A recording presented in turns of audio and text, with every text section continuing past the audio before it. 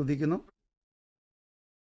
നമുക്കൊരുമിച്ച് ഒരു പ്രാവശ്യം കൂടെ ദൈവവചന പഠനത്തോടുള്ള ബന്ധത്തിൽ ഒരുമിച്ച് കൂടി വരുവാൻ കർത്താവ് ഒരുക്കുന്ന നല്ല അവസരത്തിനായിട്ട് ദൈവത്തിന് സ്തോത്രം ചെയ്യുന്നു.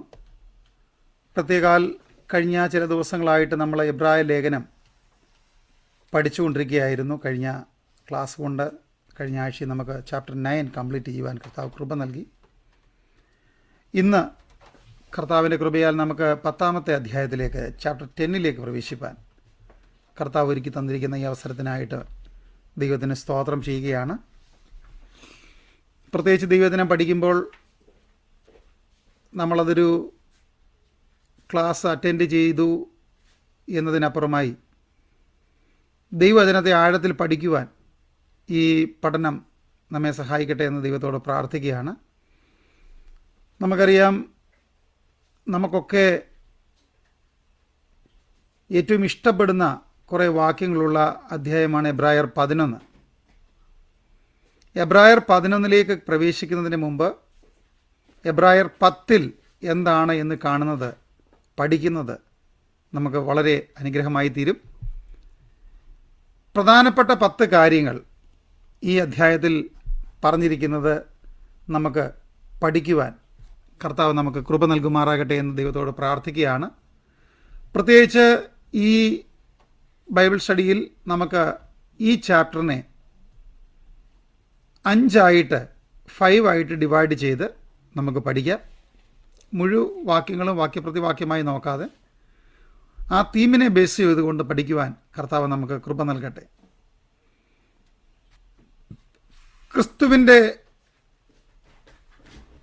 ഒരിക്കലായിട്ടുള്ള യാഗത്തിൻ്റെ ഇമ്പോർട്ടൻസും പഴയ നിയമത്തിൽ ആവർത്തിച്ച് ചെയ്യപ്പെട്ടുകൊണ്ടിരുന്നതായ യാഗങ്ങളും തമ്മിലുള്ള ഒരു കമ്പാരിറ്റീവ് സ്റ്റഡിയൂടെയാണ് നമുക്ക് ഈ അധ്യായത്തിൽ കാണാൻ കഴിയുന്നത്. അപ്പം അതിൻ്റെ 10 മുതൽ 4 വരെയുള്ള വാക്യങ്ങളിൽ പഴയ യാഗങ്ങളുടെ അപൂർണതയെ നമുക്ക് കാണുവാൻ കഴിയും. പഴയ നിയമയാഗങ്ങളുടെ അപൂർണത. 5 മുതൽ 18 വരെയുള്ള വാക്യത്തിൽ ക്രിസ്തുവിൻ്റെ ഒരിക്കലായിട്ടുള്ള യാഗത്തെ നമുക്ക് കാണുവാൻ കഴിയും.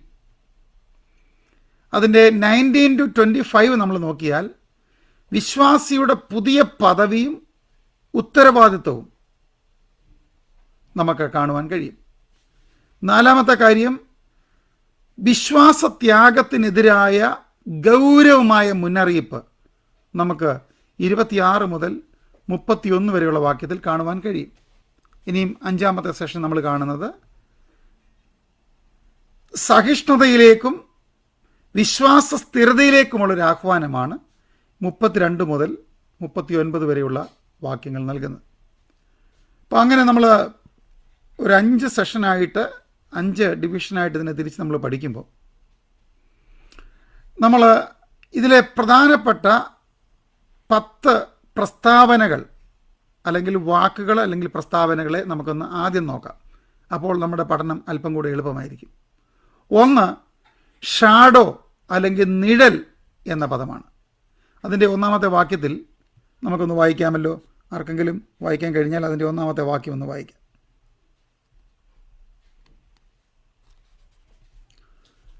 ഓക്കെ. ന്യായപ്രമാണം വരുവാനുള്ള നന്മകളുടെ നിഴലല്ലാതെ കാര്യങ്ങളുടെ സാക്ഷാൽ സ്വരൂപമല്ലായിക കൊണ്ട് ആണ്ടുതോറും ഇടവിടാതെ കഴിച്ചു വരുന്ന അതേ യാഗങ്ങളാൽ അടുത്തു വരുന്നവർക്ക് സൽഗുണപൂർത്തി വരുത്തുവാൻ ഒരു നാളും കഴിവുള്ളതല്ല.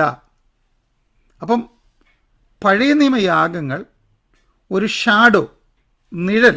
എന്താണ് നിഴൽ എന്ന് പറഞ്ഞു കഴിഞ്ഞാൽ ഒരു റിയാലിറ്റിയുടെ മേൽ വെളിച്ചമടിക്കുമ്പോൾ അതിൽ നിന്ന് ഉണ്ടാകുന്ന ആ നിഴലിനെ അല്ലെങ്കിൽ അതിനെയാണ് നമ്മൾ ഷാഡോ എന്ന് പറയുന്നത്. അപ്പോൾ ഒരിക്കലും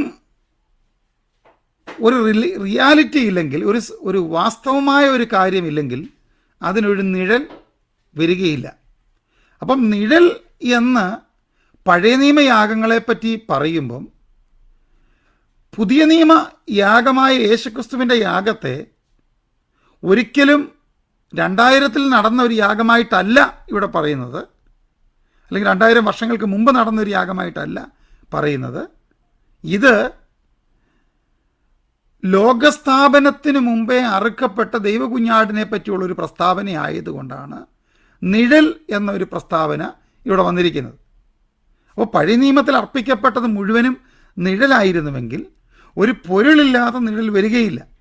അപ്പോൾ വാസ്തവമായത് സംഭവിച്ചതെന്നും വാസ്തവമായതിൻ്റെ നിഴലാണ് നാം പഴയ നിയമത്തിൽ കണ്ടതെന്നും നമുക്ക് കാണുവാൻ കഴിയും. ഒരാൾ ചോദിക്കുകയാണ്, പ്രത്യേകിച്ച് യഹൂദന്മാരുടെ ഇടയിൽ നിന്ന്, യേശുക്രിസ്തു ഈ ഭൂമി വരുന്നതിന് മുമ്പ് തന്നെ ഞങ്ങൾക്ക് യാഗങ്ങളുണ്ടായിരുന്നു, ഞങ്ങൾക്ക് പാപത്തിന് ക്ഷമ ലഭിക്കുന്ന പ്രക്രിയകളുണ്ടായിരുന്നു, പിന്നെ നിങ്ങൾക്ക് എങ്ങനെ പറയുവാൻ കഴിയും യേശുക്രിസ്തുവിൻ്റെ യാഗം ആണ് പാപങ്ങളെ മാറ്റിക്കളയുവാനുള്ള യാഗമെന്ന് ചോദിച്ചപ്പോൾ അവർക്കുള്ള മറുപടിയാണ്, അത് നിങ്ങൾ കാണുന്ന ഓൾഡ് ടെസ്റ്റാമെൻറ്റിലെ യാഗങ്ങളെല്ലാം ഒരു നിഴൽ മാത്രമായിരുന്നു.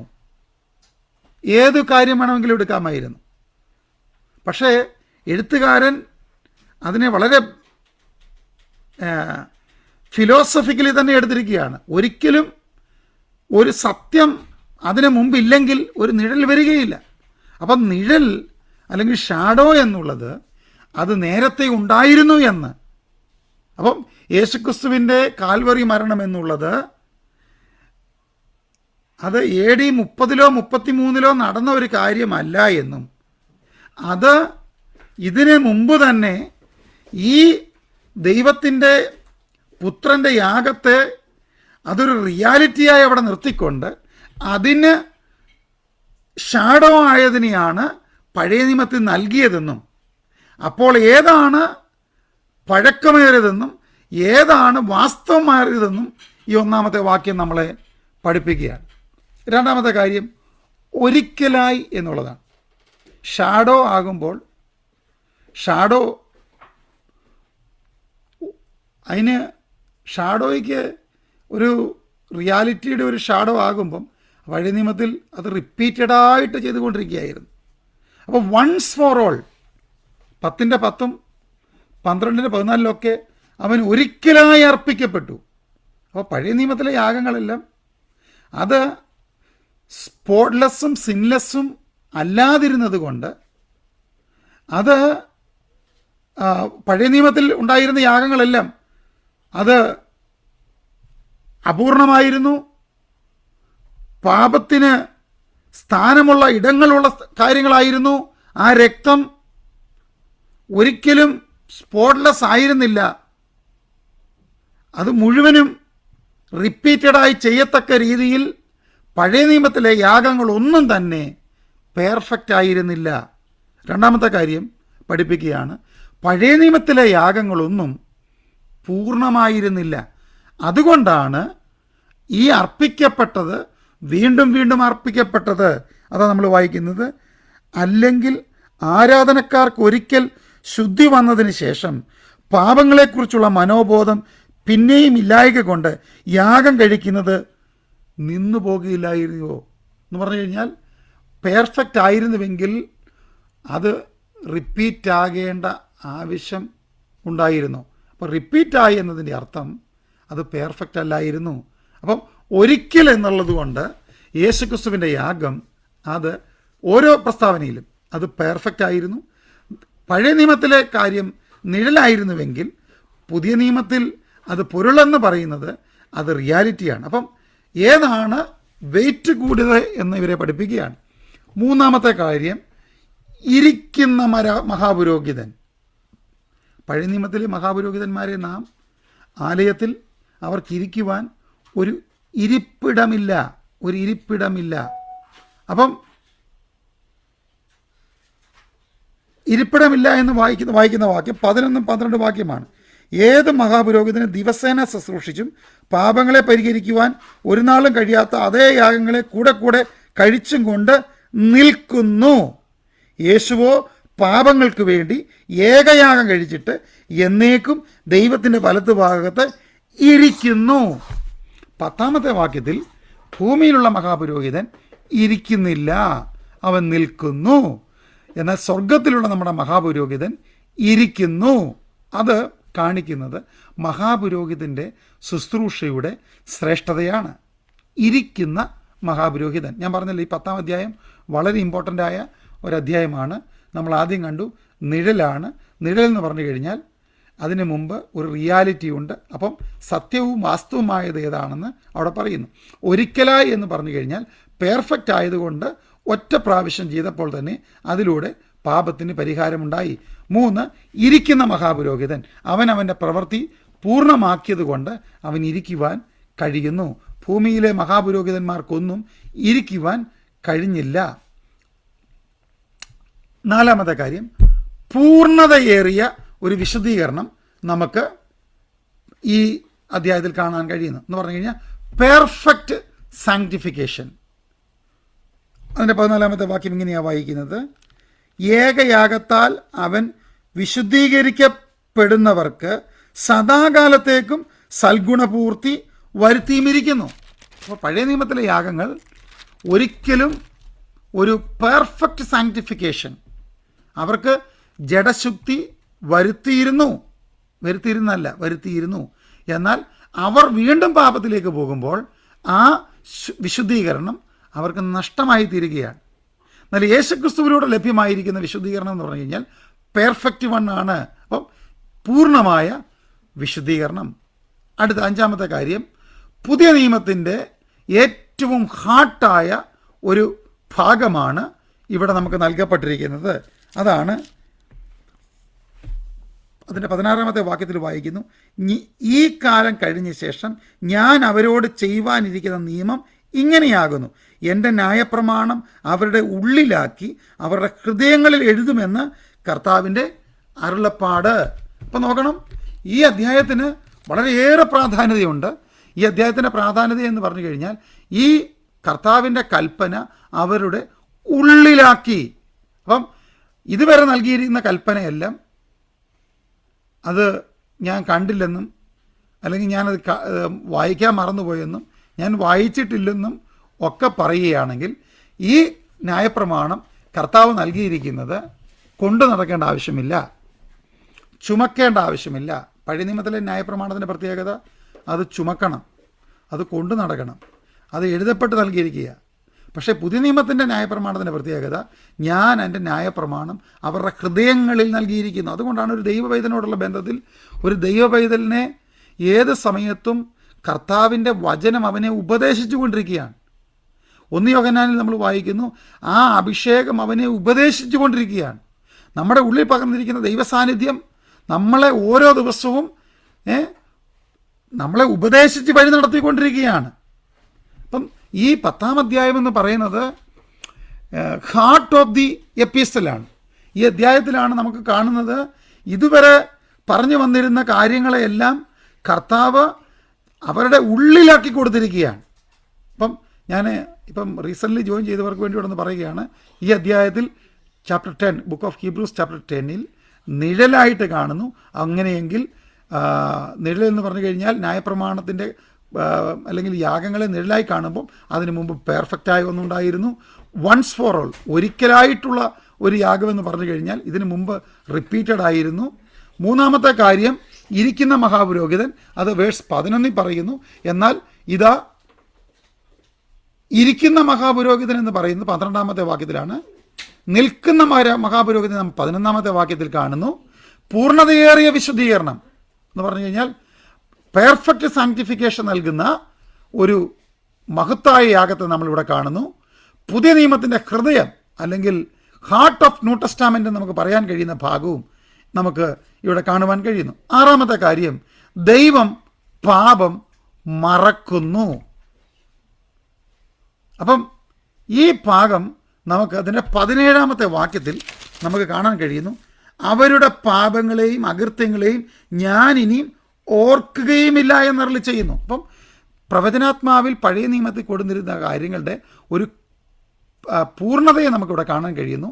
ദൈവം എന്ത് ചെയ്യുന്നു? അവരുടെ പാപങ്ങളെ മറക്കുന്നു അല്ലെങ്കിൽ ക്ഷമിക്കുന്നു. പഴയ നിയമത്തിലെ യാഗങ്ങളെല്ലാം മറക്കുകയായിരുന്നില്ല, ക്ഷമിക്കുകയായിരുന്നില്ല, യാഗങ്ങളെ കൊണ്ട് മറച്ചു വെക്കുകയായിരുന്നു. ഒരു യാഗം കൊണ്ട് ഒരു ഒരു പാപത്തിൻ്റെ അവസ്ഥ ഹൈഡാകപ്പെടുകയായിരുന്നു. പൂർണ്ണമായ ഒരു പെർഫെക്ഷൻ വരുന്നില്ല. അതുകൊണ്ടാണ് അവരുടെ മനസാക്ഷിയിൽ അവർക്കൊരു സംതൃപ്തി ലഭിക്കുന്നില്ല. അപ്പം പാപം, കർത്താവ് ഞാൻ ഇനിയും അവരുടെ പാപങ്ങളെ ഓർക്കുകയില്ല എന്നവിടെ കൊടുത്തിരിക്കുന്നത്, ഇവിടെ കൊടുത്തിരിക്കുന്ന ആ പ്രസ്താവനയുടെ അർത്ഥമെന്ന് പറഞ്ഞു കഴിഞ്ഞാൽ പൂർണ്ണമായ പാപമോചനം നമുക്ക് ലഭിക്കുന്നത് യേശുക്രിസ്തുവിൻ്റെ യാഗത്തിലൂടെയാണ്. ഏഴാമത്തെ കാര്യം, തിരശ്ശീലയുടെ ആ കർട്ടൻ്റെ ഒരു പുതിയ അർത്ഥം നമുക്കിവിടെ കാണാൻ കഴിയുന്നു. 20-ാമത്തെ തൻ്റെ രക്തത്താൽ വിശുദ്ധ മന്ദിരത്തിലേക്കുള്ള പ്രവേശനത്തിന് ധൈര്യപൂർവം ദേവാലയത്തിന്മേൽ ഒരു പുതിയ മഹാപുരോഹിതനും നമുക്കുള്ളത് കൊണ്ട്. അപ്പം അതുവരെ നമ്മൾ കണ്ട തിരശ്ശീല എന്ന് പറഞ്ഞു കഴിഞ്ഞാൽ തുണി കൊണ്ട് തുന്നി ഉണ്ടാക്കിയ ഒരു തിരശ്ശീല. പക്ഷേ യേശുക്രിസ്തുവിൻ്റെ കാൽവറി മരണത്തിൽ സംഭവിച്ചത് ആ തിരശ്ശീല മുകൾ തൊട്ട് അടിവരെ കീറിപ്പോയതായി കാണുന്നു. എന്തുകൊണ്ടാണ്? ഇവിടെ തൻ്റെ ദേഹം എന്ന തിരശ്ശീല കീറി നമുക്കൊരു പുതിയ വഴി യേശുക്രിസ്തുവിൻ്റെ മരണത്തിലൂടെ നമുക്ക് ലഭിച്ചിരിക്കുന്നത്. നമ്മൾ പാപത്തിന് വേണ്ടി മരിക്കേണ്ടതിന് പകരം യേശു നമുക്ക് വേണ്ടി മരിച്ചത് കൊണ്ട് നമുക്ക് through Jesus Christ we can enter into the most holy place. അതുവരെ ഒരു കർട്ടൻ കൊണ്ട് ഈ സ്ഥലത്തെ മറച്ചു വെച്ചിരിക്കുകയായിരുന്നു. എന്നാൽ ക്രിസ്തുവിലൂടെ അതാണ് ആ കർട്ടൻ്റെ പ്രത്യേകത. ആ കർട്ടൻ ഒരു പുതിയ അർത്ഥം തരികയാണ്. എന്തുകൊണ്ടാണ് പഴയ നിയമത്തിലെ ഈ തിരശ്ശീലയ്ക്ക് അവർ വെച്ചിരുന്ന അർത്ഥമെന്ന് പറഞ്ഞു കഴിഞ്ഞാൽ അകത്തുള്ളതിനെ കാണാതെ മറച്ചു വെച്ചിരിക്കുന്ന ഒരു കർട്ടൻ, ഒരു തിരശ്ശീല. എന്നാൽ യേശുക്രിസ്തുവിൻ്റെ ശരീരമെന്ന ദേഹമെന്ന തിരശ്ശീല നമുക്ക് വേണ്ടി ഏൽപ്പിച്ച് തന്ന് അത് നമുക്ക് വേണ്ടി തകർക്കപ്പെട്ടപ്പോൾ അതിലൂടെ നമ്മൾ കാണുന്നത്, ക്രിസ്തുവിൻ്റെ കാൽവറി മരണത്തിലൂടെ നമ്മൾ കാണുന്നത് അതിപവിത്രമായ ഒരു സ്ഥലമാണ്. ഇനിയും അടുത്തത് 3 മഹത്തായ ആഹ്വാനങ്ങൾ നമുക്കിവിടെ കാണുവാൻ കഴിയുന്നു. 22-ാമത്തെ വാക്യത്തിൽ, അത് നാം ദുർമനസാക്ഷി നീങ്ങുമാറ് ഹൃദയങ്ങളിൽ തളിക്കപ്പെട്ടവരും ശുദ്ധവെള്ളത്താൽ ശരീരം കഴുകപ്പെട്ടവരുമായി വിശ്വാസത്തിൻ്റെ പൂർണ്ണ നിശ്ചയം പൂണ്ട് പരമാർത്ഥ ഹൃദയത്തോടെ അടുത്തു ചെല്ലുക. നോക്കുക, ഈ വാക്യം നമ്മളെ പഠിപ്പിക്കുന്നതെന്ന് അറിയാമോ? Let us draw near to God.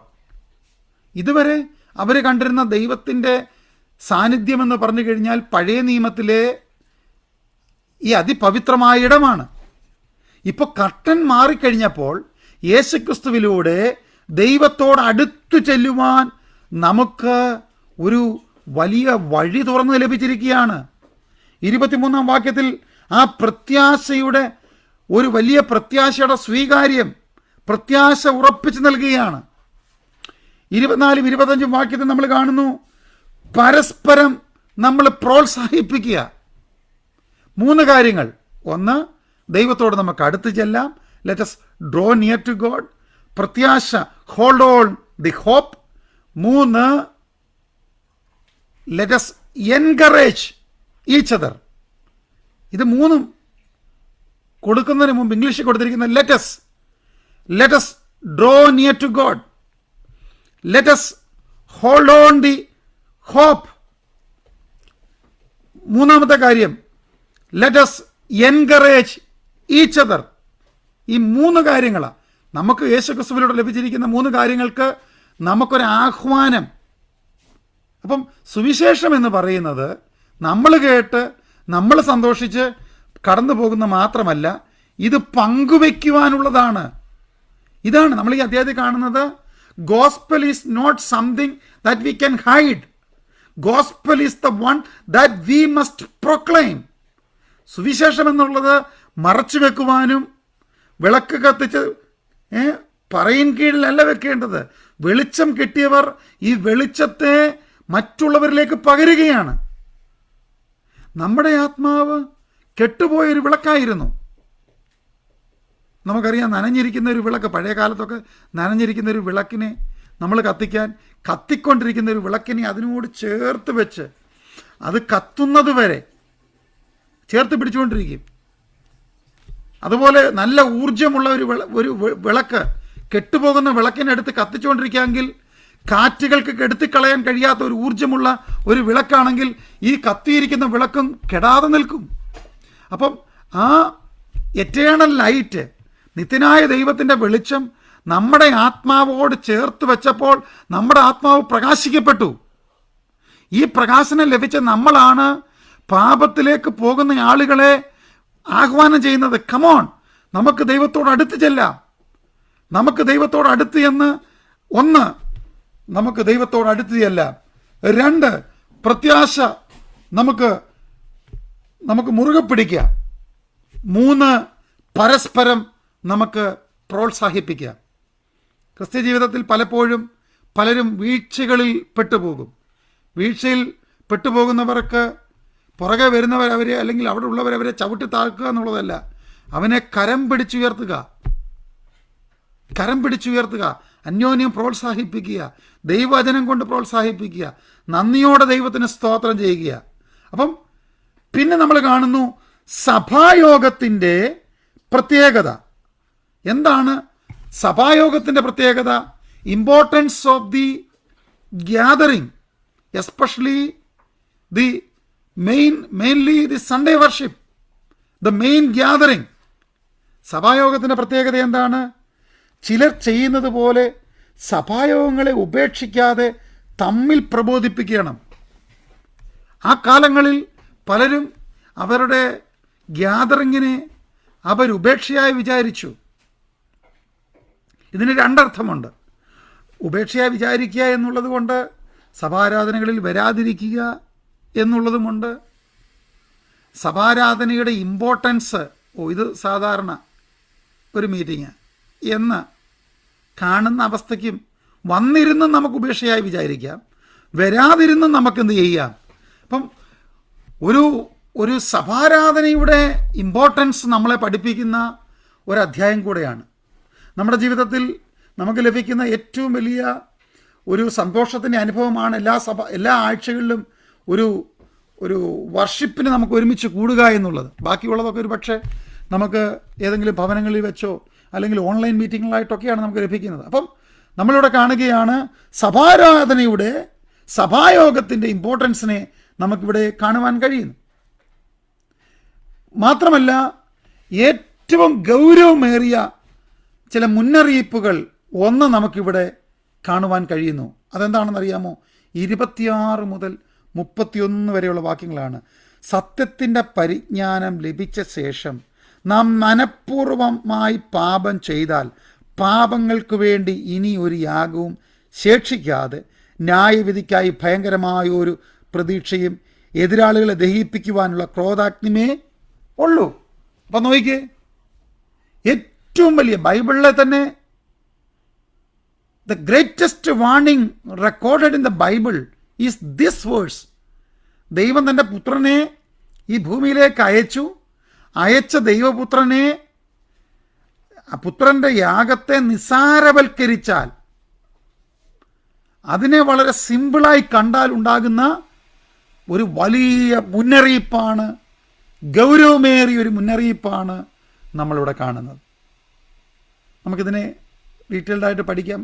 പക്ഷേ ഇവിടെ കൊടുത്തിരിക്കുന്ന ചില പദപ്രയോഗങ്ങൾ മാത്രം നോക്കി നാം മുമ്പോട്ട് പോവുകയാണ്. ഇനിയും അടുത്തൊരു കാര്യം, just shall live by faith. എൻ്റെ നീതിമാൻ വിശ്വാസത്താൽ ജീവിക്കും. അത് ഹബക്കൂക്ക് 2:4 കൊടുത്തിരിക്കുന്നതാണ്. 10:38 വാക്യത്തിൽ, എന്നാൽ എൻ്റെ നീതിമാൻ വിശ്വാസത്താൽ ജീവിക്കും. Righteous shall live by faith.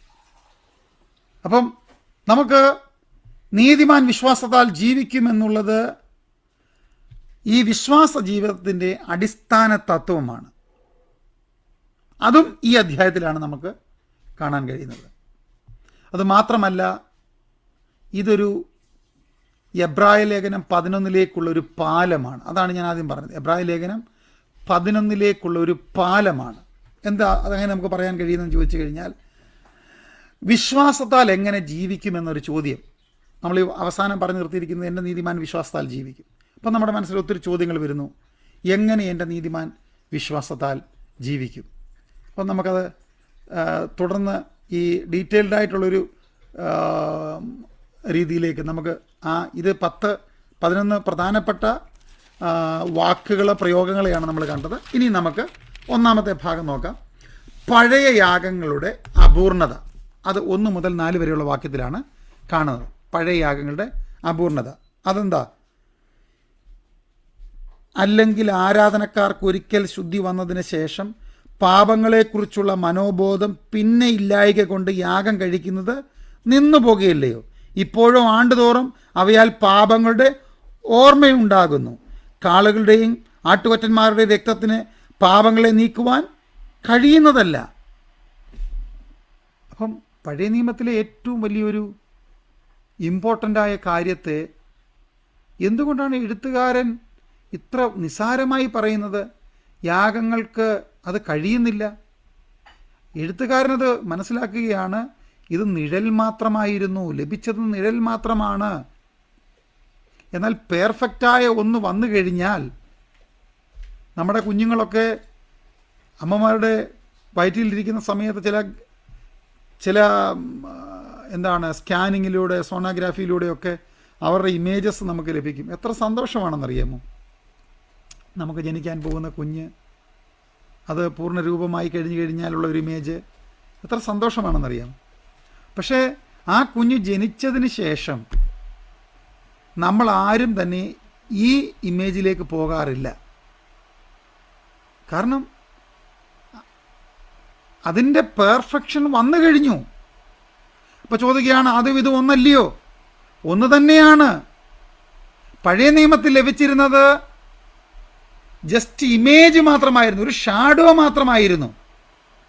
ആ പൂർണ്ണത വന്നു കഴിഞ്ഞപ്പോൾ ഒറ്റ യാഗം കൊണ്ട് സമ്പൂർണത ലഭിക്കുകയാണ്. അപ്പം ഒരു ചോദ്യം, ഈ 4-ാമത്തെ വാക്യം വരെ നമ്മൾ നോക്കാമെങ്കിൽ യാഗങ്ങൾ കൊണ്ട് ശുദ്ധീകരിക്കുവാൻ കഴിയുന്നതല്ല. അപ്പം ചോദ്യം, പിന്നെ ഏതിന് കഴിയും? അതിൻ്റെ ഉത്തരമാണ്, അപ്പോൾ പഴയ നിയമത്തിലെ അത് യാഗങ്ങൾ ഷാഡോ ആയിരുന്നു, അത് നിഴലായിരുന്നു, അത് ആണ്ടുതോറും കഴിച്ചത് കൊണ്ട് അത് പൂർണ്ണമായിരുന്നില്ല, അത് ഇംപെർഫെക്റ്റ് ആയിരുന്നു. അത് ആണ്ടുതോറും കഴിച്ചത് കൊണ്ട് അവർക്ക് ശുദ്ധീകരണം വരുത്തുവാൻ അതിന് ഇന്നബിലിറ്റി ഉണ്ടായിരുന്നു. കാളകളുടെയും പശുക്കളുടെയും രക്തത്തിന് മനുഷ്യനെ ശുദ്ധി വരുത്തുവാൻ കഴിഞ്ഞില്ല. അപ്പോൾ ഒരു ചോദ്യം, പിന്നെ ശുദ്ധി വരുത്താൻ കഴിയുന്നത് ആർക്കാണ്, ഏതിനാണ്? അതാണ് വേഴ്സ് 5 തൊട്ട് കാണുന്നത്. ആകയാൽ ലോകത്തിൽ വരുമ്പോൾ ഹനനയാഗം വഴിപാടും നീ ഇച്ഛിച്ചില്ല, എന്നാൽ ഒരു ശരീരം നീ എനിക്ക് ഒരുക്കിയിരിക്കുന്നു. സർവാംഗ ഹോമങ്ങളിലും പാപയാഗങ്ങളിലും നീ പ്രസാദിച്ചില്ല. അപ്പോൾ ഞാൻ പറഞ്ഞു, ഇതാ ഞാൻ വരുന്നു, പുസ്തക ചുരുളിൽ എന്നെക്കുറിച്ച് എഴുതിയിരിക്കുന്നു. ദൈവമേ, നിൻ്റെ ഇഷ്ടം ചെയ്യുവാൻ ഞാൻ വരുന്നു എന്ന് അവൻ പറയുന്നു. അപ്പം നോക്കിക്കേ, ഇതിന് ഉത്തരം പറയുന്നതിന് മുമ്പ് എഴുത്തുകാരൻ പെട്ടെന്ന് സങ്കീർത്തനം 40 പോവുകയാണ്. അവിടെ ഹനനയാഗം നീ ഇച്ഛിച്ചില്ല, അല്ലെങ്കിൽ ഞാൻ അർപ്പിക്കുമായിരുന്നു എന്ന ആ പ്രയോഗത്തിലേക്ക് ഈ എഴുത്തുകാരൻ ഇവിടെ പോകുന്നതിൻ്റെ അർത്ഥം ഇതെടുത്ത് പറയുകയാണ്, ദൈവം ഇഷ്ടപ്പെടുന്നത് ഹനനയാഗവും ഹോമയാഗങ്ങളോ ഒന്നുമല്ല. You have prepared A body for me. നീ എനിക്ക് വേണ്ടി ഒരു ശരീരം ഒരുക്കി വച്ചിരിക്കുന്നു എന്നുള്ളതാണ് അതിൻ്റെ ലിറ്ററൽ ട്രാൻസ്ലേഷൻ. അപ്പം ഈ പറയപ്പെട്ട നമ്മൾ 4 വരെ കണ്ടു, പശുക്കളുടെയും മൃഗങ്ങളുടെയും രക്തത്തിന് ശുദ്ധി വരുത്തുവാൻ കഴിഞ്ഞില്ല. അപ്പോൾ പഴയ നിയമത്തിലെ യാഗങ്ങളിലേക്ക് തന്നെ വന്നിട്ട് പറയുകയാണ്, യാഗങ്ങളെപ്പറ്റി തന്നെ ഒരു പ്രവചനമുണ്ട്. ഇവ നടന്നുകൊണ്ടിരിക്കുമ്പോൾ തന്നെ ഒരു പ്രവചനമുണ്ടായിരുന്നു. സങ്കീർത്തനത്തിൽ ദാവീദ് ഇതിനെ പ്രവചനാത്മാവിൽ പറഞ്ഞതാണ്. ഇപ്പോൾ ചോദിക്കും, ഈ യാഗങ്ങൾക്ക് ശുദ്ധി വരുത്താൻ കഴിഞ്ഞില്ല എന്നുള്ളത് നിങ്ങളിപ്പോൾ പറയുന്നതല്ലയോ എന്ന് ചോദിച്ചാൽ അല്ല, ഇത് പണ്ടും പറഞ്ഞിട്ടുണ്ട്. നോക്കണം, അത് വളരെ സിസ്റ്റമാറ്റിക്കായിട്ട് അതിനെ കൊണ്ടിരിക്കുകയാണ്. അത് നേരത്തെയും പറഞ്ഞിട്ടുണ്ട്. എന്താണ്? ഞാൻ പറഞ്ഞു, ഇതാ ഞാൻ വരുന്നു, പുസ്തകച്ചുള്ളിൽ എന്നെക്കുറിച്ച് എഴുതിയിരിക്കുന്നു, ദൈവമേ നിൻ്റെ ഇഷ്ടം ചെയ്യുവാൻ ഞാൻ വരുന്നു എന്ന് പറയുന്നു. ന്യായപ്രമാണപ്രകാരം കഴിച്ചു വരുന്ന യാഗങ്ങളും വഴിപാടുകളും സർവാംഗ ഹോമങ്ങളും പാപയാഗങ്ങളും നീ ഇച്ഛിച്ചില്ല, അവയിൽ പ്രസാദിച്ചുമില്ല എന്നിങ്ങനെ പറഞ്ഞ ശേഷം ഇതാ ഞാൻ നിന്റെ ഇഷ്ടം ചെയ്യുവാൻ വരുന്നുവെന്ന് പറഞ്ഞുകൊണ്ട് അവൻ രണ്ടാമത്തേതിനെ സ്ഥാപിക്കുവാൻ ഒന്നാമത്തേതിനെ നീക്കിക്കളഞ്ഞു. അപ്പം ഒന്നാമത് ദൈവം അവർക്ക് യാഗം കൊടുത്തു. യാഗം കൊടുത്തിട്ട് കർത്താവ് പറഞ്ഞു, ദൈവാത്മാവിൽ ദാവീദ് പറയുകയാണ്, ഇതിൽ ദൈവം പ്രസാദിക്കുന്നില്ല. പക്ഷേ ഇതാ ഞാൻ വരുന്നു എന്ന് പറഞ്ഞുകൊണ്ട് പഴയ നിയമത്തിൽ തന്നെ പറയുന്നു, ഇതാ ഒന്ന് പുതിയത് സ്ഥാപിക്കുവാൻ അവൻ വരുന്നു എന്നതിനെ പഴയ നിയമത്തിൽ പറഞ്ഞിട്ടുണ്ട്. ആ ഇഷ്ടത്തിൽ നാം യേശുക്രിസ്തു ഒരിക്കലായി കഴിച്ച ശരീരയാഗത്താൽ വിശുദ്ധീകരിക്കപ്പെട്ടിരിക്കുന്നു. ആ ഇഷ്ടത്തിൽ നോക്കണം, ആ 10ാമത്തെ വാക്യം. ആ ഇഷ്ടത്തിൽ ദൈവപുത്രനായ ക്രിസ്തു വന്ന് നമ്മെ വിശുദ്ധീകരിച്ചിരിക്കുന്നു. അപ്പം നോക്കണം, സാങ്ക്ടിഫിക്കേഷനെ പറ്റി പറയുന്നു. നമ്മൾ എങ്ങനെയാണ് വിശുദ്ധീകരിക്കപ്പെട്ടത്? ആ ഇഷ്ടത്താൽ. ഏതിഷ്ടത്താൽ? പഴയ നിയമത്തിൽ ഈ ന്യായപ്രമാണപ്രകാരമുള്ള യാഗങ്ങൾ നടന്നുകൊണ്ടിരിക്കുമ്പോൾ തന്നെ ഇങ്ങനല്ല എന്നും ഇതിൽ ഭേദമായതൊന്നും വലുതായ ഒന്നും വരുന്നുണ്ട് എന്നും അത് ദൈവം ഒരുക്കി വെച്ചതാണെന്നും പറഞ്ഞിട്ട് ക്രിസ്തുവിലേക്ക് കടന്നു വരികയാണ്. ഈ ഇഷ്ടത്തിൽ നാം യേശുക്രിസ്തു ഒരിക്കലായി കഴിച്ച ശരീരയാഗത്താൽ വിശുദ്ധീകരിക്കപ്പെട്ടിരിക്കുന്നു. നോക്കണം, തൻ്റെ ശത്രുക്കൾ തൻ്റെ പാദപീഠമാകുവോളം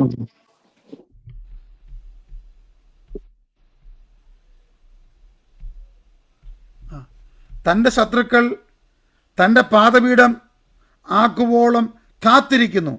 ഏകയാഗത്താൽ അവൻ വിശുദ്ധീകരിക്കപ്പെടുന്നവർക്ക് സദാകാലത്തേക്കും സൽഗുണപൂർത്തി വരുത്തിയിരിക്കുന്നു. അത് പരിശുദ്ധാത്മാവ് നമുക്ക് സാക്ഷീകരിക്കുന്നു. നോക്കണം, ഈ ലഭിച്ചിരിക്കുന്ന ശുദ്ധീകരണം കിട്ടിയിരിക്കുന്നത് നിത്യമായി ലഭിച്ചിരിക്കുന്നതാണ്. വിശുദ്ധീകരണം ലഭിച്ചിരിക്കുന്നത് എന്നേക്കുമായ വിശുദ്ധീകരണമാണ്. അതിനും എഴുത്തുകാരൻ പഴയ നിയമത്തിൽ നിന്ന് തന്നെ ഈ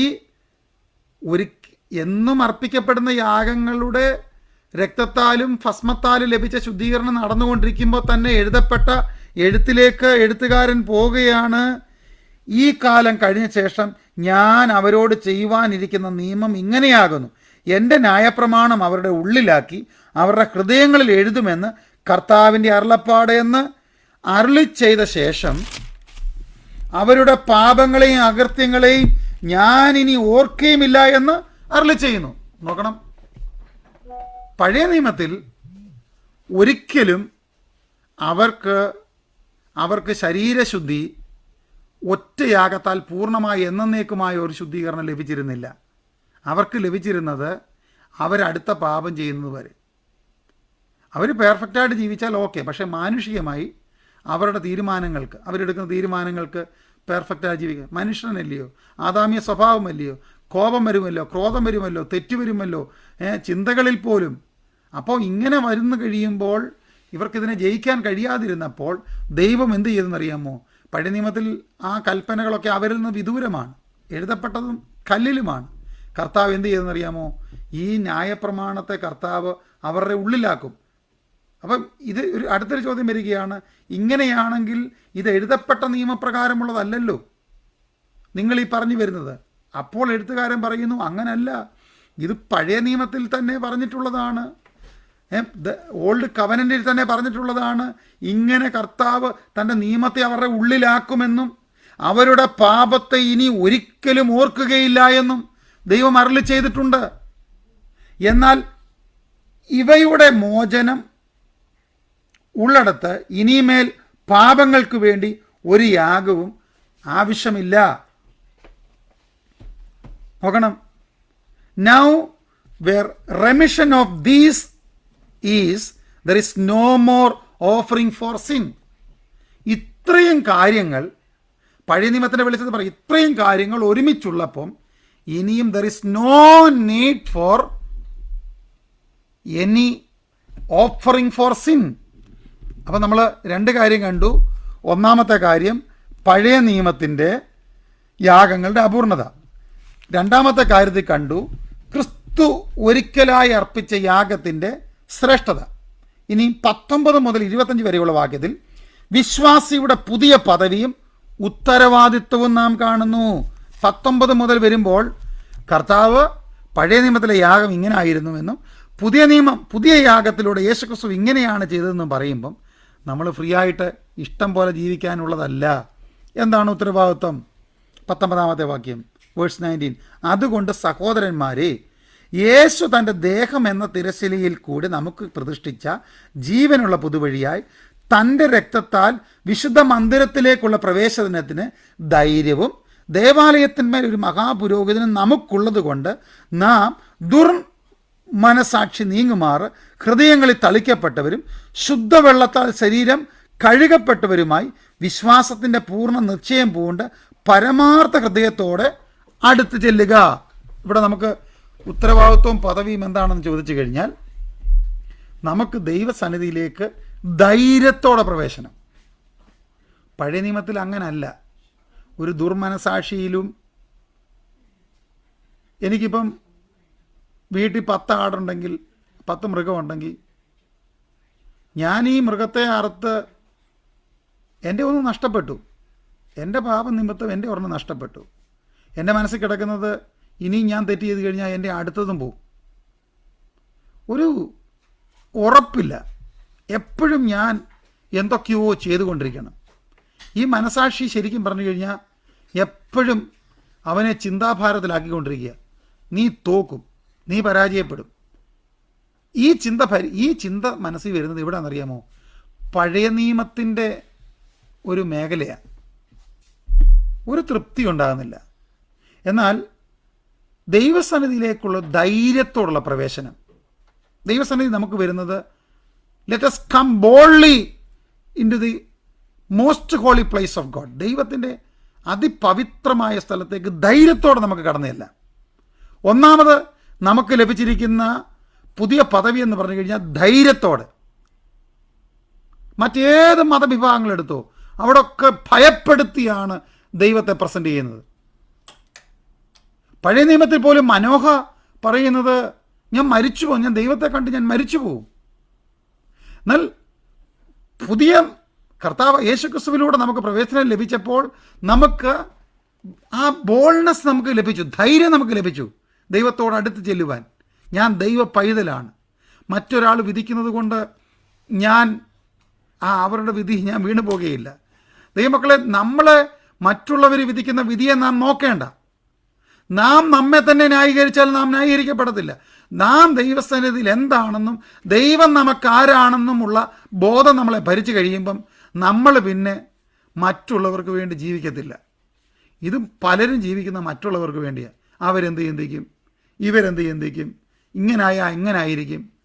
ദൈവമക്കളെ, നമുക്കൊരു വിഷയത്തെപ്പറ്റി നല്ലൊരു കൺവിക്ഷൻ ഉണ്ടെങ്കിൽ അത് ഏതുമാകട്ടെ,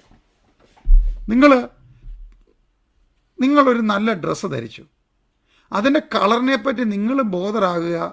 അല്ലെങ്കിൽ അയ്യോ അവർക്ക് ഇഷ്ടപ്പെടുമോ, അതല്ലെങ്കിൽ ഈ ഡ്രസ്സ് അവർക്ക്, നമ്മൾ ധരിക്കുന്ന വസ്ത്രമാകട്ടെ, നമ്മൾ ചെയ്യുന്ന കാര്യങ്ങളാകട്ടെ, ദൈവത്തിന് ഇഷ്ടമുള്ള രീതിയിൽ ചെയ്തു കഴിഞ്ഞാൽ അതിൽ ഇനി ഒരാൾക്ക് ഇഷ്ടപ്പെട്ടില്ലെങ്കിലും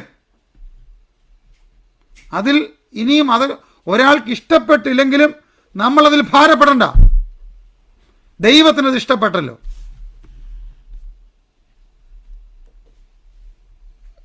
എന്നെ ചിലരൊക്കെ ഒരു പക്ഷേ അതൊക്കെ വളരെ പ്രയാസമുള്ള കാര്യമായിരിക്കാം. ഞങ്ങൾ മർത്തോമ സഭ വീട്ടു പെന്തക്കോസ് വിശ്വാസാനുഭവത്തിലേക്ക് വന്നു കഴിഞ്ഞപ്പം മർത്തോമ സഭയിലെ ഒരു പ്രത്യേക ശുശ്രൂഷയ്ക്കായിട്ട് ഒരാളെന്നെ ഫാമിലിയുള്ളവരാണ് വിളിച്ചു. ഞാൻ പറഞ്ഞു, ദയവായിട്ട് നിങ്ങളുടെ വിവാഹമാകട്ടെ മറ്റേത് കാര്യമാകട്ടെ ഞാൻ കടന്നു വരാം. ഇങ്ങനെയുള്ള കാര്യങ്ങളിൽ ദയവായിട്ട് അത് തെറ്റാണെന്ന് കണ്ടുകൊണ്ടാണ് മറ്റൊരു വിശ്വാസത്തിൻ്റെ സ്നാനമുണ്ട് എന്ന് തെളിയിക്കുന്ന വചനം ആഴമായി നിൽക്കുമ്പോൾ ഞാൻ എൻ്റെ സാന്നിധ്യം കൊണ്ടുവന്ന് അതിന് സാക്ഷിയായി നിൽക്കാൻ എനിക്ക് പറ്റത്തില്ല. അത് ബിബ്ലിക്കലല്ല. അപ്പം ആള് ഞാൻ പറയട്ടെ, ഇത് വളരെ വാസ്തവമായി പറഞ്ഞു, സത്യമായിട്ട് തന്നെ പറഞ്ഞു.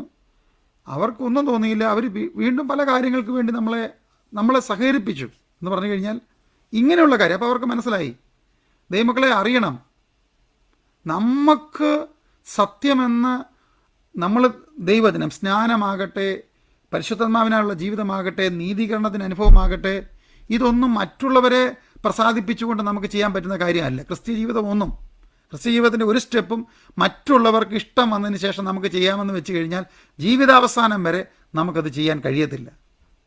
അപ്പം വിശ്വാസത്തിൽ നമുക്ക് എന്ത് ചെയ്യാം? ദൈവസന്നിധിയിൽ നമുക്ക് ധൈര്യമായ പ്രവേശനം ലഭിച്ചു. ഇനിയും അടുത്തത്, വിശ്വാസത്തിൽ ഉറച്ചു നിൽക്കുക. അത് നമ്മൾ 19 താപ്പോട്ട് വായിക്കുമ്പോൾ നമ്മൾ കാണുന്നത്, പ്രത്യാശയുടെ സ്വീകാര്യം നാം മുറുകെ പിടിച്ച് വാഗ്ദത്തത്തെ വിശ്വസ്തനല്ലോ, പൂർണ്ണ നിശ്ചയം പൂണ്ട് പരമാർത്ഥതയോടെ അടുത്ത് ചെന്ന് പ്രത്യാശയുടെ സ്വീകാര്യം നാം മുറുകെ പിടിക്കുക. കർത്താവ് നമ്മളെ എന്തിനാണ് കർത്താവിൻ്റെ കൂട്ടായ്മയിലേക്ക് വിളിച്ചത്? ആ വിശ്വാസത്തിൽ ഉറച്ചു നിൽക്കുക. ഒത്തിരി ആളുകൾ ഈ വിശ്വാസാനുഭവത്തിൽ വന്ന് തെറ്റിപ്പോയിട്ടുണ്ടായിരിക്കാം. അവരൊന്നുമല്ല നമ്മുടെ റോൾ മോഡൽ. കർത്താവിന് വേണ്ടി സാക്ഷിയായി തീർന്നതിന് ശേഷം തെറ്റായ ജീവിതത്തിലോ തെറ്റായ മോറൽ മേഖലകളിലോ ഒക്കെ പോയിട്ടുള്ളവരെ കാണും. ഒരുപക്ഷെ നമ്മളെ വിശ്വാസത്തിലേക്ക് നടത്തിയവർ പോലും പിന്മാറ്റത്തിൽ ബാക്ക് സ്ലൈഡിങ്ങിലേക്ക് പോകും നമ്മളുടെ കണ്ണുകൾ കൊണ്ട് കാണാം. പക്ഷെ നമ്മൾ അതിൻ്റെ പിന്നാലെ പോകേണ്ടവരല്ല. നമ്മളെ വിളിച്ചവരാരാണെന്നും വിശ്വാസത്തിൻ്റെ നായകനും പൂർത്തി വരുത്തുന്നവനുമായ യേശുക്രിസ്തുവിലേക്കാണ് നാം നോക്കേണ്ടത്. വിശ്വാസത്തിൽ ഉറച്ചു നിൽക്കുക. 3, ആ ഭാഗത്ത് കാണുന്നു, പ്രത്യാശ മുറുകെ പിടിക്കുക. നമുക്കൊരു വലിയ പ്രത്യാശയുണ്ട്, ആ പ്രത്യാശ നമുക്ക് മുറുകെ പിടിക്കാം. 4, സഭായോഗം ഉപേക്ഷയായി വിചാരിക്കാതെ പരസ്പരം പ്രോത്സാഹിപ്പിക്കുക.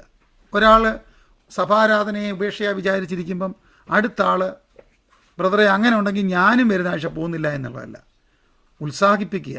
ആരാധനയ്ക്ക് പോകണം, കർത്താവുമായിട്ടുള്ള കൂട്ടായ്മയാണ് വലുത്. അപ്പം നമ്മളിവിടെ കണ്ട 19 മുതൽ 25 വരെയുള്ള വാക്യങ്ങൾ വിശ്വാസിയുടെ ഉത്തരവാദിത്വവും പദവിയുമാണ്. എന്താണ് ഉത്തരവാദിത്വം? ദൈവസന്നിധിയിലേക്കുള്ള നമുക്ക് ധൈര്യത്തോടെ പ്രവേശനം ലഭിച്ചിരിക്കുകയാണ്. വിശ്വാസത്തിൽ ഉറച്ചു നിൽക്കുക, പ്രത്യാശ മുറുകെ പിടിക്കുക, സഭായോഗത്തെ ഉപേക്ഷയായി വിചാരിക്കാതെ പരസ്പരം പ്രോത്സാഹിപ്പിക്കുക. ഇതാണ് നമ്മുടെ ഡ്യൂട്ടീസ് ആൻഡ് റെസ്പോൺസിബിലിറ്റീസ്. നമുക്ക് ലഭിച്ചിരിക്കുന്ന ഒരു വലിയൊരു പദവിയുണ്ട്, ഉത്തരവാദിത്വം. ഇനിയും അടുത്ത് നോക്കാം, വിശ്വാസത്യാഗത്തിനെതിരായ ഒരു ഗൗരവമേറിയ മുന്നറിയിപ്പ് 26 മുതൽ 31 വരെയുണ്ട്.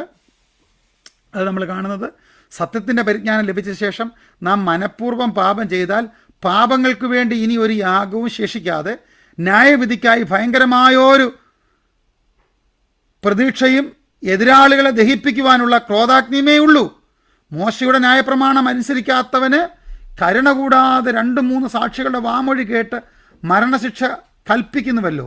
ദൈവപുത്രനെ ചവിട്ടിക്കളയുകയും തന്നെ വിശുദ്ധീകരിച്ച നിയമരക്തത്തെ മലിനമെന്ന് നിരൂപിക്കുകയും കൃപയുടെ ആത്മാവിനെ നിന്ദിക്കുകയും ചെയ്തവൻ എത്ര കഠിനമേറിയ ശിക്ഷയ്ക്ക് പാത്രമാകുമെന്ന് വിചാരിക്കുവേൻ.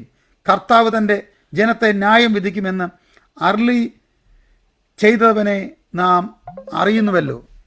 സ്തോത്രം. അപ്പം നമ്മൾ ഇവിടെ മനസ്സിലാക്കേണ്ടുന്നതായ ഒരു കാര്യം, ദൈവവചനത്തോടുള്ള ബന്ധത്തിൽ അടുത്തൊരു മേഖല നമുക്ക് ദൈവം തുറന്നു തന്നിരിക്കുകയാണ്. അതെന്താണെന്നറിയാമോ? വിശ്വാസത്യാഗത്തിനെതിരായിട്ടുള്ള ഒരു വലിയ മുന്നറിയിപ്പാണ്. എന്താണ് ആ വലിയ മുന്നറിയിപ്പ്? ഗൗരവമേറിയ മുന്നറിയിപ്പ്. മനഃപൂർവമായ പാപത്തിൻ്റെ അപകടം. ഒരു കാര്യം പാപമാണെന്നും തെറ്റാണെന്നും ദൈവം നമ്മളെ പഠിപ്പിച്ച്, വചനത്തിലൂടെ ദൈവം നമുക്ക് വളരെ കൃത്യമായി നമുക്ക് ധാരണ നൽകിയിട്ടുള്ള കാര്യങ്ങൾ, മനഃപൂർവമായി പാപം ചെയ്താൽ നമ്മൾ ചെയ്യുന്നത് നമ്മെ വിശുദ്ധീകരിച്ച രക്തത്തെ മലിനമെന്ന്, അത് പഴയ നിയമത്തിലേക്ക് നോക്കിക്കഴിഞ്ഞാൽ അവരെ വിശുദ്ധീകരിച്ച രക്തത്തെ അവർ മലിനമായി കണ്ടു. അപ്പം പിന്നെയും ഒരു യാഗം ആവർത്തിക്കപ്പെടണം. പക്ഷേ ഇതെന്നേക്കുമായുള്ള യാഗമായതുകൊണ്ട് ഇത് നമ്മൾ മലിനമെന്ന് കണ്ടാലും അത് റിപ്പീറ്റഡ് ആകുന്നില്ല. പിന്നെ സംഭവിക്കുന്നത്, പഴയ നിയമത്തിലായിരുന്നുവെങ്കിൽ എനിക്കിഷ്ടമുള്ളൊരു കാളയെ നമുക്ക് കൊണ്ടാമായിരുന്നു. പക്ഷെ ഞാൻ മലിനമെന്ന് വിചാരിച്ചാൽ ഇനിയും ഒരു യാഗവും ശേഷിക്കുന്നില്ല. മനസ്സിലായെന്ന് വിശ്വസിക്കുന്നു. പഴയ നിയമത്തിൽ അവർ മലിനമെന്ന് കണ്ടു കഴിയുമ്പോൾ അവർക്ക് വീണ്ടും ഒരു യാഗം അർപ്പിച്ചാൽ അവർക്ക് മലിനത മാറും. പുതിയ നിയമത്തിൽ പെർഫെക്റ്റായ ഒരു യാഗം നമുക്ക് വേണ്ടി അർപ്പിക്കപ്പെട്ടിരിക്കുമ്പോൾ ഇനിയും അതിനെ മലിനമെന്ന് കണ്ടു കഴിഞ്ഞാൽ ഇനിയും there is no more sacrifice for sin is left. അങ്ങനെ ഒരു യാഗത്തിന് ഒരു സാധ്യതയുമില്ല. കാരണം നിഷ്കളങ്കനായി, നീതിയുള്ളവനായി, സ്പോട്ട്ലെസ്, ബ്ലെയിംലെസ്, സിൻലെസ്സായ ഒരുവൻ നമുക്ക് വേണ്ടി അർപ്പിക്കപ്പെട്ടു. അവനെ നാം മലിനമെന്ന് വിചാരിച്ചാൽ നമുക്കൊരിക്കലും ഇതിൽ നിന്ന് നമുക്ക് പാപത്തിൽ നിന്നുള്ള മോചനം ഉണ്ടാകുകയില്ല. അപ്പം അടുത്ത കാര്യം, ദൈവത്തിന് ന്യായവിധി ഉറപ്പാണ്. The assurity of God's judgement, ദൈവത്തിൻ്റെ ന്യായവിധിയുടെ ഉറപ്പ്. അത് ദൈവം ന്യായം വിധിക്കും. ദൈവത്തിൻ്റെ വിധി അത് നീതിയുള്ളതാണ്, ന്യായമായിട്ടുള്ളതാണ്, അത് ഉറപ്പാണ്.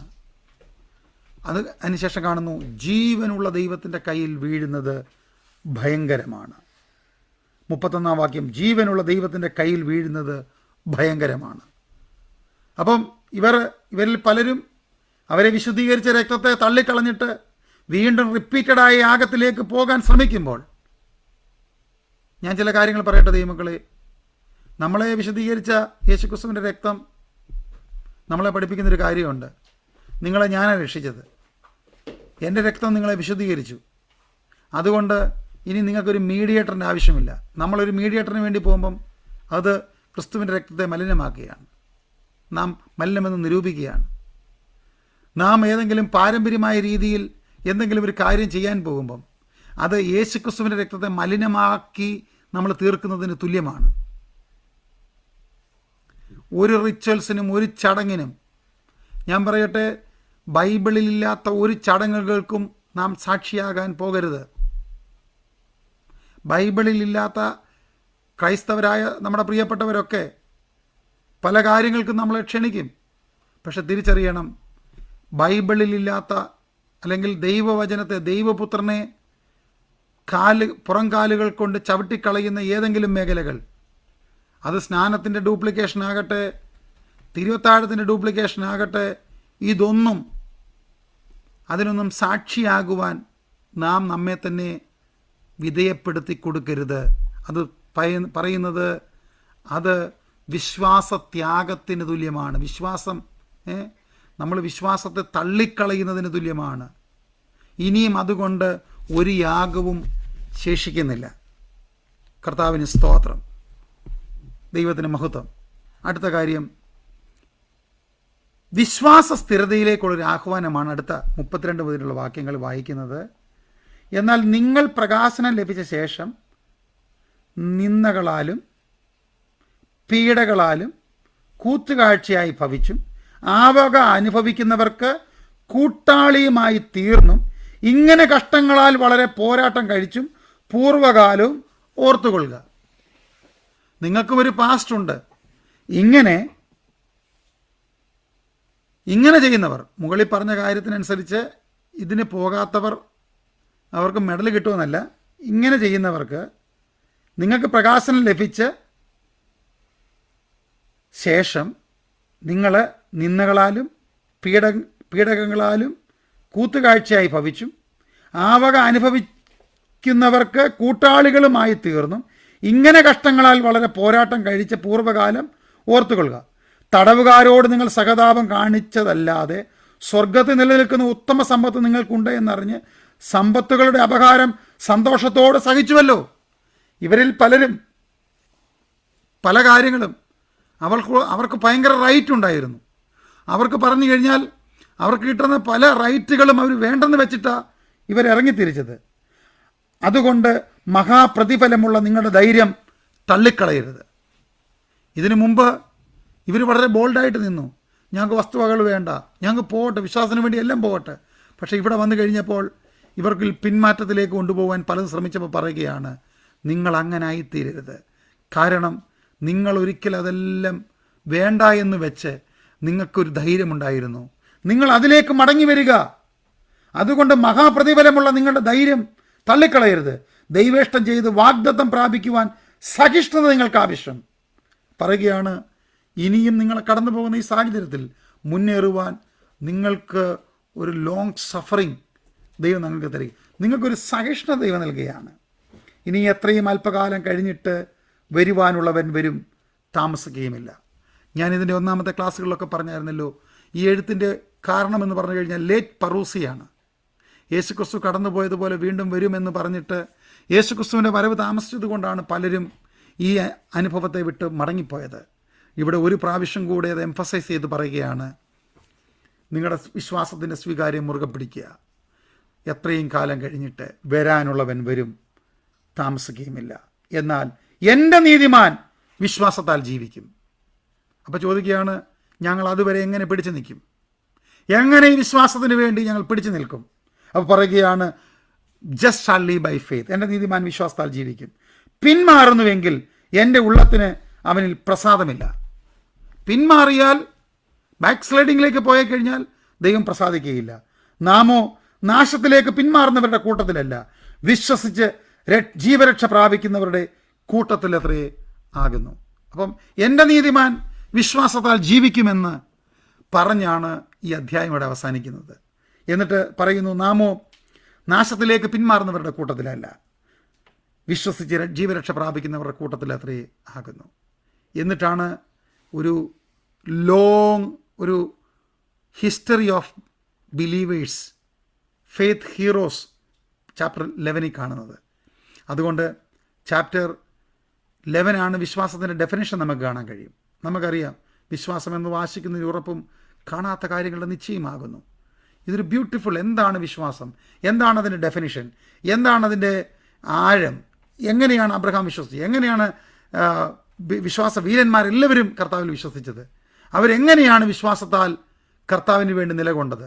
ഈ എക്സാമ്പിൾ ഒന്നും പുതിയ നിയമത്തിൽ അല്ലെങ്കിൽ ഈ എഴുതപ്പെട്ട കാലത്തുള്ള കുറച്ച് പേരുടെ അല്ല, പഴയ നിയമത്തിൽ തന്നെ കർത്താവിന് വേണ്ടി നിലകൊണ്ട വിശുദ്ധന്മാരുടെ, വിശ്വാസ വീരന്മാരുടെ ഹിസ്റ്ററി കൊണ്ടുവന്ന് അവരെങ്ങനെയാണ് ഇതിനെ തരണം ചെയ്തതെന്ന് പഠിപ്പിക്കുകയാണ്. പ്രിയപ്പെട്ടവരെ, അതുകൊണ്ടാണ് ചാപ്റ്റർ 12 വായിക്കുന്നത്. ഇത്ര ഒരു സാക്ഷികളുടെ സമൂഹം നമ്മുടെ മുമ്പിൽ നിൽക്കുന്നത് കൊണ്ട് നമുക്ക് ഒത്തിരി അനുഭവങ്ങളുണ്ട്. കർത്താവ് നമ്മെ പഠിപ്പിച്ച പാഠം നാം ശ്രദ്ധയോടെ കേൾക്കണം. നമ്മുടെ ജീവിതത്തിൽ പലപ്പോഴും നമ്മുടെ ജീവിതത്തിൽ ചില കാര്യങ്ങൾ കാണുമ്പോൾ നമ്മുടെ ഹൃദയം മടുക്കും, നമ്മൾ ക്ഷീണിക്കും. കർത്താവ് കേൾക്കുന്നില്ലയോ? കർത്താവെ, നീ വരാമെന്ന് പറഞ്ഞിട്ട് നീ വരുന്നില്ലയോ? ദൈവം എന്തുകൊണ്ടാണ് പ്രവർത്തിക്കാത്തത്? കാരണം എൻ്റെ നീതിമാൻ വിശ്വാസത്താൽ ജീവിക്കും. പിന്മാറുന്നു എങ്കിലോ എൻ്റെ ഉള്ളത്തിന് അവനിൽ പ്രസാദമില്ല. നാമോ പിന്മാറുന്നവരുടെ കൂട്ടത്തിലല്ല, നാം മുന്നേറുന്നവരുടെ കൂട്ടത്തിലായി തീരുവാൻ സ്വർഗത്തിലെ ദൈവം നമ്മെ സഹായിക്കട്ടെ എന്നുള്ള പ്രാർത്ഥനയോടുകൂടെ എൻ്റെ വാക്കുകളെ ചുരുക്കുന്നു. കർത്താവ് നമ്മെ എല്ലാവരെയും സഹായിക്കട്ടെ.